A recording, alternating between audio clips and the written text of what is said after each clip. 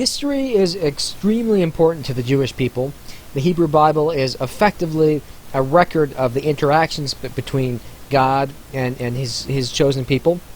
And in contrast to Eastern religions, which understand time as being cyclical, as going through patterns, both in a cosmic sense, the universe is destroyed and recreated, and also in an individual sense, that people are trapped in samsara and the cycle of reincarnation. For the Jews and after them Christians, Muslims, and the Western world in general, history is linear, meaning it has a beginning and an end, and God acts within time in order to bring his plans to fruition. I'm going to provide a very brief overview of Jewish history. There are more details in the reading I've assigned you on the BBC website. But in a nutshell, Israel was founded by the patriarch Abraham, and for that reason, Judaism, Christianity, and Islam are often called Abrahamic religions because they share the same foundational origins. The Israelites were enslaved by the Egyptians, led to freedom by Moses, as depicted in the book of Exodus, flourished and effectively had their golden age under the King David and King Solomon, who of course is renowned for his great wisdom.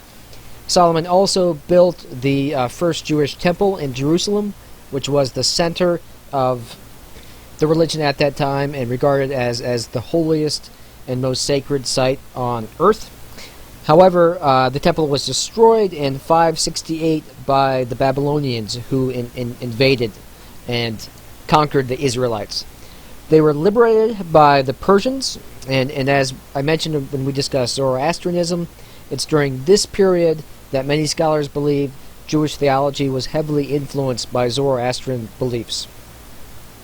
Under the Persians, the Jews had relative autonomy, although not complete freedom. They were, however, permitted to worship as they chose, and they were also permitted to rebuild the temple. So the second temple was built during this period. They were later conquered again by the Greeks, and then yet again by the Romans. You'll note this is a common theme. The Jews had the misfortune, perhaps, of living in a very central and significant part of the Mediterranean world, which helps explain why they were conquered again and again and again.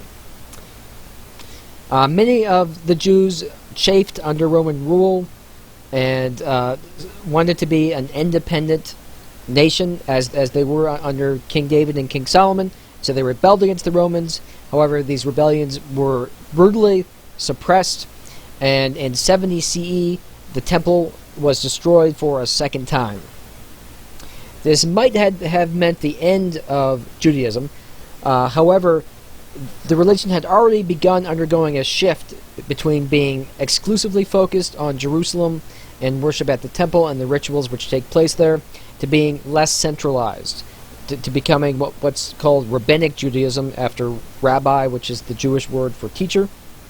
And so during the diaspora, which is the period in which Jews were not permitted to live in the Holy Land, in Jerusalem or its surrounding area, Jews continued to practice their religion in synagogues, which is, of course, the term for a Jewish temple.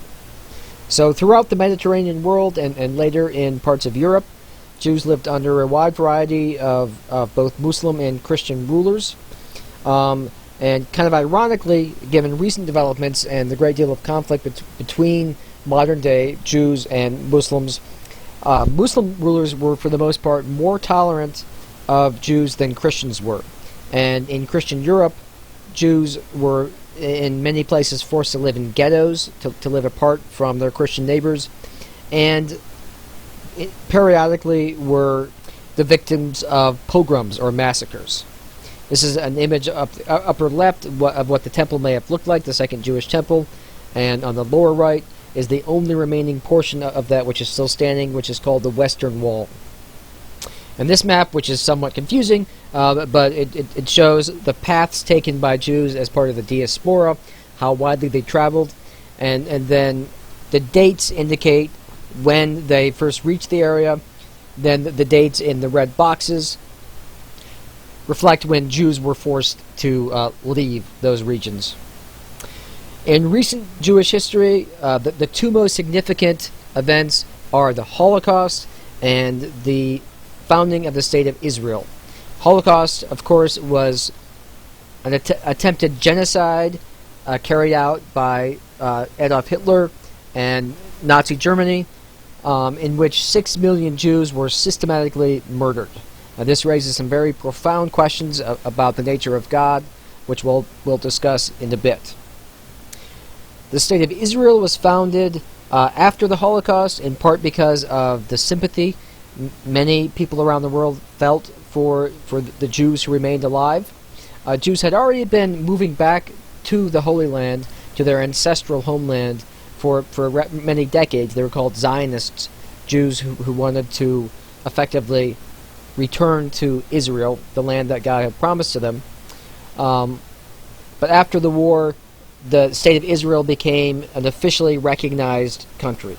Unfortunately, there are already people living there called the Palestinians, the majority of whom were Muslims, and close to 750,000 were forced to relocate. They were deprived of their homes and forced to leave their land, and this is provided the roots of the ongoing conflict between Palestinians and the Israelis, which remains a serious and perhaps intractable